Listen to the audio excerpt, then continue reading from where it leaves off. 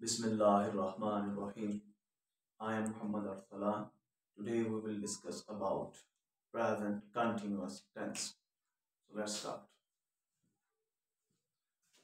Present continuous tense. Present continuous tense को पुत्र हम उर्दू में फिलहाल जारी भी कहते हैं। सबसे पहले इसकी रिकॉग्निशन है, इसकी पहचान क्या है। जो आपके उर्दू फिकरात हैं उसके आखिर में रहा हूं, रहा है, रहे हो, रही है वगैरह आता है। अब इस फेल का, इस टेंस का इस्तेमाल क्या है? Why we are using present continuous tense? इस फेल को ऐसे काम के इजहार के लिए इस्तेमाल किया जाता है जो अभी जारी हो, खत्म ना हुआ हो। तो माने हाल में कोई काम है वो अभी चल रहा है। इसके स्ट्रक्चर पर बात करने से पहले यहां पर एक नई चीज आई है, हेल्पिंग वर्ब। सबसे पहले हम ये जान लें कि हेल्पिंग वर्ब को हेल्पिंग वर्ब कहते क्यों हैं। क्योंकि हेल्पिंग वर्ब जो आपका मेन वर्ब होता है उसकी मदद करता है। हेल्पिंग वर्ब हमें बताता है कि आप इस वक्त कौन से पर्टिकुलर टेंस में बात कर रहे हैं।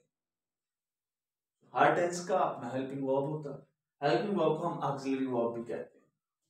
प्रेजेंट कंटीन्यूअस का जो हेल्पिंग वर्ब है वो तीन है, इज, आर, एंड। ये जो आपका ही, शी, इट और जो आपका सिंगुलर नाउन है इसके साथ आप इसका इस्तेमाल करते हैं, यू, वी, दे।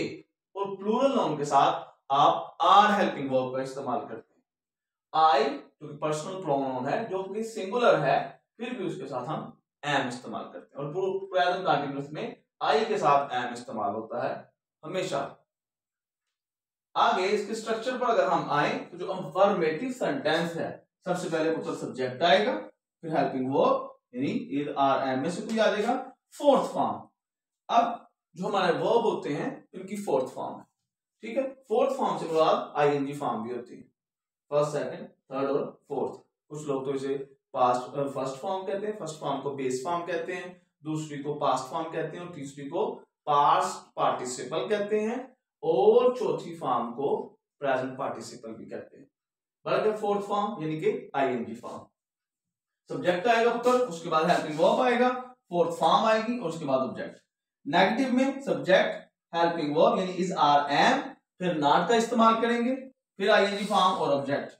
और जो इंट्रोगेटिव है सबसे पहले उसमें हेल्पिंग वर्ब आ जाएगा यानी कि इज, आर, एम आ जाएगा। अगर ये क्वेश्चन वर्ड से शुरू हुआ है वो पहले आ जाएगा, फिर सब्जेक्ट है, आईएनजी फॉर्म है और ऑब्जेक्ट है। आईएनजी फॉर्म किसकी है पुत्र? ये वर्ब की है, ये अंडरस्टूड है। और यहां पर नहीं लिखा हुआ था, by mistake, this is understood.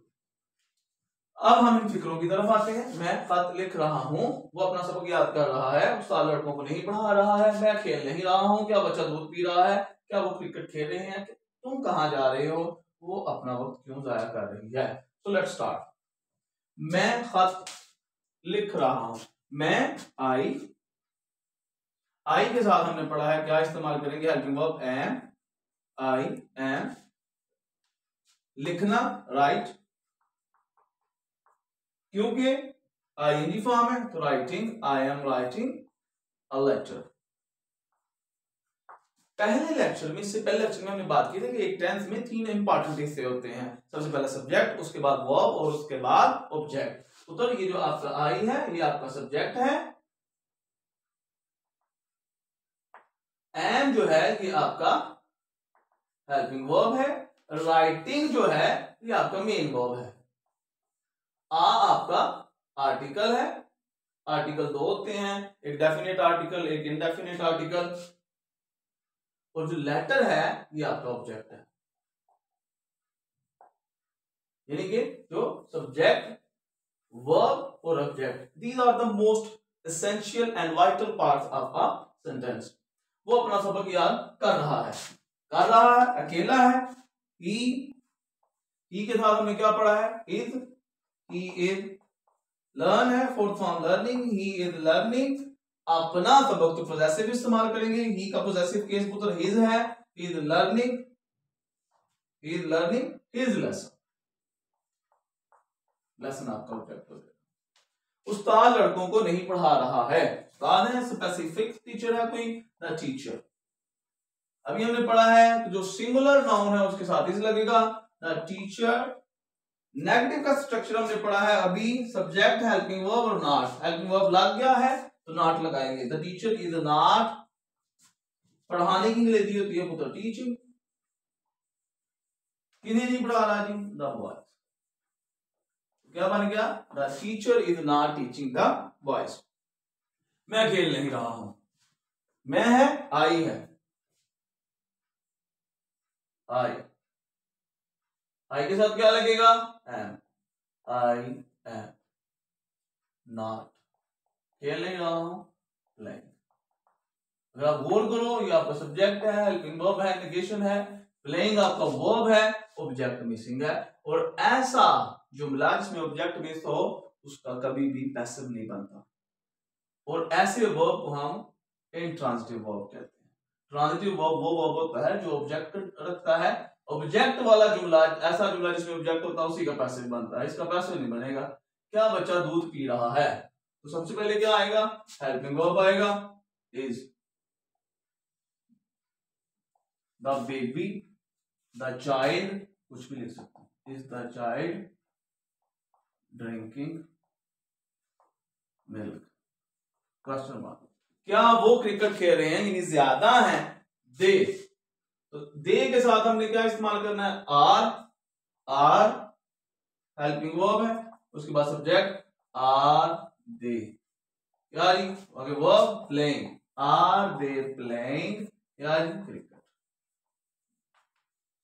तुम कहां जा रहे हो? तुम, यू है, यू के साथ आर है सबसे पहले ये, और कहां है, क्वेश्चन वर्ड है, सबसे पहले इसका तर्जुमा कहां, where. Where are you going.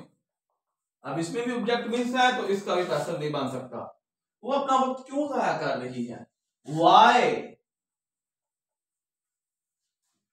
Singular है, शी है तो इज लगेगा, why is she wasting. Possessive लगेगा पुत्र, शी का पोजेसिव केस हो जाता है हर टाइम।